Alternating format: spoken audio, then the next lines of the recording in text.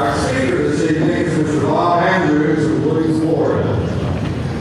Bob is an alumnus of Florida College in the class of 1967. He also attended Florida State University and the University of South Florida, but his connections with Florida College run very deep. They began with his grandfather, Lloyd Copeland, who was a part of a small group who first dreamed and planned for the very beginning of our college. He later served on his first board of directors and continued that service for 47 years, serving many of those years as the secretary to the board. Bob's father, Paul Andrews, was a member of the first student body at Florida College. In 1946, he and his young wife Doris lived in what is now Boswell Hall, along with many of our administrators and faculty members. He later served the college as a physical education instructor, a basketball coach, and director of a summer camp. Bob and his beloved wife of 48 years, Terry, who's with us also tonight, also sent their two sons, Matt and Cale, to Florida College. They married Florida College alumni, Lindsay Dorr and Aura Montilla. And these two couples have given Bob and Terry 3 beautiful grandchildren. I invited Bob Andrews to speak this evening, not only because of his longtime connections with Florida College, but because as a faithful Christian who for many years served as a fellow elder with me and several others at Livingston Avenue, has also built an amazingly successful business called Andrews International Incorporated, which is operating in the United States of America and in multiple overseas markets. He is Chairman Emeritus of the 600,000-member Independent Business Owners Association and founder of the Pipeline Assets Corporation. In these capacities, he has helped hundreds of thousands of people worldwide to begin, build, and operate successful family businesses. He teaches marketing and business development concepts around the world. He recently returned from seminars in the Ukraine, Turkey, Greece, the Czech Republic, Slovenia, India, Australia, South America, the Philippines, and Hawaii. He takes his wife a lot of the time. He is author of hundreds of training and motivational audio and video presentations, and he's spoken to over 50,000 people in the last 6 months, many times with multiple translators communicating his message into several languages simultaneously. In addition to all of this, Bob serves as the ambassador for children with the Network of Caring, the largest corporate sponsor of needy children in the world, a partnership of World Vision and Network 21. It is a special honor for me this evening to introduce my beloved brother in Christ, my fellow elder from whom I have learned so much, and a supremely successful businessman who has used his considerable talents and his devotion to the principles of Christ to rise to a level of influence in this world that few will achieve. Please give your careful attention to Mr. Bob Andrews.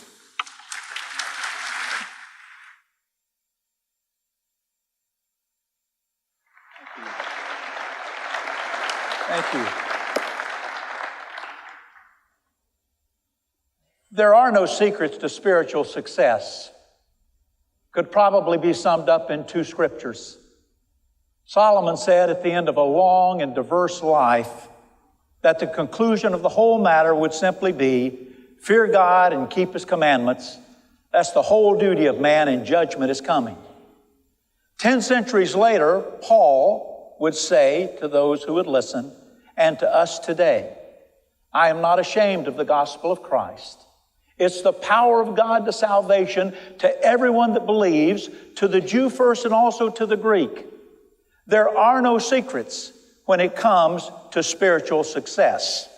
However, when it comes to financial success, business success, relational success, educational success, career success, there are secrets. So today, graduates, and I'm very happy to be here and to see your young faces, and they get younger every year. Disgusting, I might add. Today, I want to arm you with the secret weapon of the super successful and leave you today with a message that hopefully you can use as you move forward in your life. I have traveled, as Dr. Payne said, all over the world. I have over 3 million miles just with Delta Airlines alone. I've had the privilege to talk to hundreds of thousands of people and help many people start their own businesses. And I have discovered a single common denominator. And I call that common denominator the secret weapon of the super successful. And it can be summed up in a single word. And here's the word we'll think about for a few minutes. The word is optimism. Optimism. Now, I would know something about optimism because I live with the single most optimistic person in the world, my wife, Terry. She is not only optimistic, she's optimistic at an irritating level. And don't say, I'm going to tell her you said that. She's right there, so she's hearing it for herself. And I mean that, Terry, sweetheart, as the ultimate compliment, because there aren't that many optimistic people in the world. We'll go to a business conference sometime, which is not unusual for us, and she'll nudge me, and she will say, you see that young couple over there? And they're way across the room. And I will say, yes, I see them. And she will say, they're going to be really successful. And I will say, really? Good. And she will say, you don't believe me. I said, no, I believe you. She said, no, I can tell by the way you said that, you don't believe me. And I will say, well, Terry, is there some evidence? I've not seen any evidence. Do you have some, are they doing something that I don't know about? Is something going on that's not relevant to me? And she says, no. And I said, well, then, if there's no evidence, how can you believe it? And then as she comes back with this very irritating phrase, and it is this: I believe it because I believe it. I believe it because I believe it. Well, there's some spiritual background to that. If you look at Hebrews chapter 11 and verse 1, faith, belief, is the substance and evidence of the invisible things that we hope for. If we don't believe it, we won't believe it. Now, many claim to be optimistic, but few qualify. We all know that the synonym for optimism, or the anonym, would be pessimism. Pessimism certainly is the opposite of optimism, but there are many more things that stand in the way of optimism. For instance, doubt, confusion, ambivalence, complacency, avoidance, procrastination. So people who claim to be optimistic but suffer from these maladies indeed are not optimistic. All of those turn optimism into wishfulism, and that never helped anyone live in the land of their dreams. So for the next few minutes, I would like to share with you graduates 5 observations that I would make about understanding and implementing optimism in your life, because it will make all of the difference. Here they are. Number 1, optimism and attitude are not the same thing.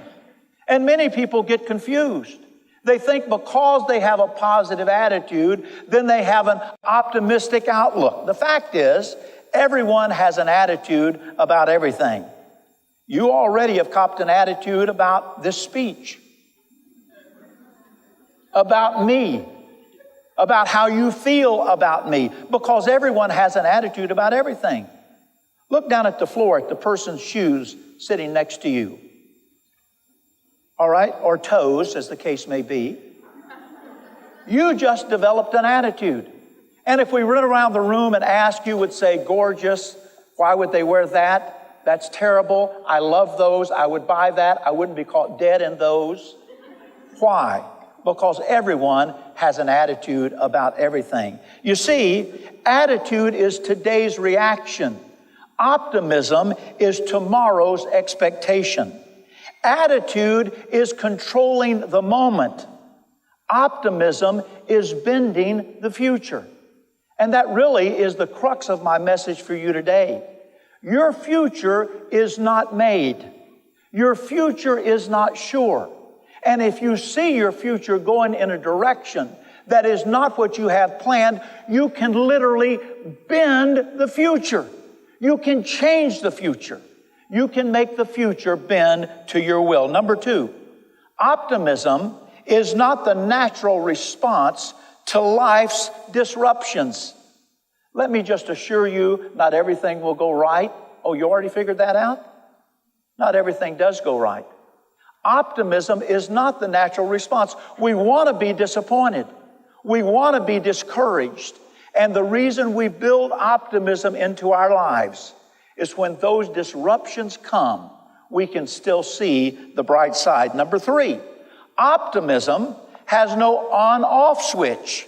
It's not optimistic, not optimistic, optimistic, not optimistic. Now, attitudes will change, but optimism doesn't come and go. It's here to stay. You've heard it said, we want to begin with the end in mind. That's good. I like that. That's important. When you began your college career, you had an end in mind. And for some of you, you're crossing the finish line today. Congratulations. But the optimist takes it a step further. The optimist begins with the end secure. They know the end when they begin. Why? I believe it because I believe it. Let me give you a brief example. I have a dear friend in Australia, loves European football. I mean, loves it at a level that you can hardly believe. Very successful guy, lives near Sydney Harbor, beautiful home. And so what he does, especially during the playoffs, he will set his DVR because, as you know, Europe and Australia timelines don't exactly line up. And he will get up the next day and he will watch. This one particular night, he was so excited because his team made the championships. Who wouldn't be excited about that? So the night before, he set his DVR, woke up in the middle of the night and peeked out just to make sure the little red light was on because this was so important. The next morning, woke up all excited. The kids go off to school. His wife has things to do. He has a nice workout, goes to the kitchen, fixes his breakfast, takes his breakfast on a tray, brings it out, puts it on the table in front of his big screen television, and is now ready to watch the game, gets the remote control in his hand, and the phone rings. And before he thinks about it, he picks up the phone, and his friend says, "We won!" Well, he said, "Thank you so much, Clunk." And he watched the game. The team fell behind by 1 goal, by 2 goals, by 3 goals. And as you know, with soccer, that's like in football being behind 100-0, down 3 goals. But you know, he said, it did not affect me at all. He said, because I knew we won. And he said, so I watched the game. We came back and scored 1. He said, there's more. He said the best guy on our team got hurt. Didn't worry him because he said, I knew we won. Do you see what it does for the optimists? When they begin with the end secure, when you know the outcome of the game, you watch the game and you live your life differently. Number 4, optimism is the source of contagious inspiration. You ever been on an airplane? Or maybe on a bus, or maybe gone to a class and the person next to you, their eyes are watering and they're rubbing their eyes and the stuff is coming out of their nose and it's just, they're coughing, they're sneezing, and then they turn to you on an airplane 30,000 feet and they say, don't worry, I'm not contagious. Right, I'm not buying that. The optimist is contagious. You are infected when you're around them. They are inspirational. And every family, every team, every organization, every business needs a leader who will bring that to the table, who believes there's always a way, who believes it's never too late, who believes every problem has a solution. Many, many people aren't like that. If you bring that to whatever your future holds, you will be valued and you will be necessary and you will reap great rewards. Number 5, massive success requires hallucinogenic optimism. Hallucinogenic optimism. You should see the face of some of my translators when I use that word. And then I explain to them it's like a ghost. That doesn't help much. But since I was on college campuses in the 60s, I learned some things about hallucinogenics. Not at Florida College. And although Dr. Payne and I went to high school together, I never saw him that way either, by the way. Share that with you. But when I was at the University of South Florida and at Florida State University, it wasn't uncommon in the 60s, with all of the Vietnam protests going on and everything else, the upheaval in education, to see a fellow walking across campus who you know hadn't seen a shower in weeks, maybe months, who would be going like this.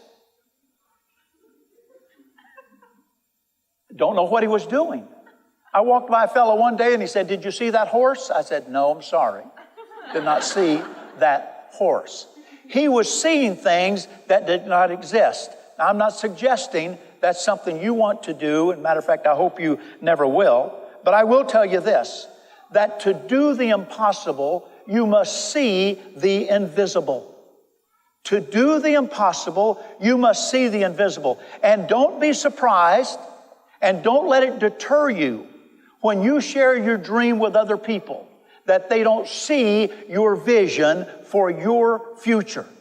Listen, the important thing is that you see it, that you concentrate on it, that you focus on it. It doesn't matter that other people do not see it. Finally, since optimism is so critical to your future, I guess we should answer the question, how do you get it? How do you keep it? How do you create it? How do you sustain it? I would suggest this to you. Optimism comes by what you hear, what you see, and what you do. What you hear, what you see, what you do. We sing that little song in Sunday school, watch your feet where they go. Watch your eyes, watch your ears, watch your ears. Well, let me tell you, don't believe this is miraculous, but I do know this. We become what we think about most of the time. We become the people, the things we hear. We become the people, the things we see. We become like the life we live. Others have said your future, your optimism will be increased or decreased based on 3 things. Your relationships, your experiences, and your decisions. Relationships in life may need to change from time to time. The people that are the most fun may not be the people that are best for your future. Your experiences. Someone said, well, you don't know unless you try. There are a lot of things in life you can know without trying.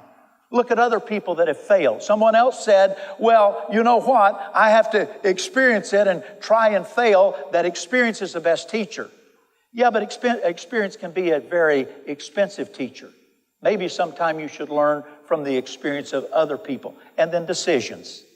I would plead with you, do not make big decisions without counsel.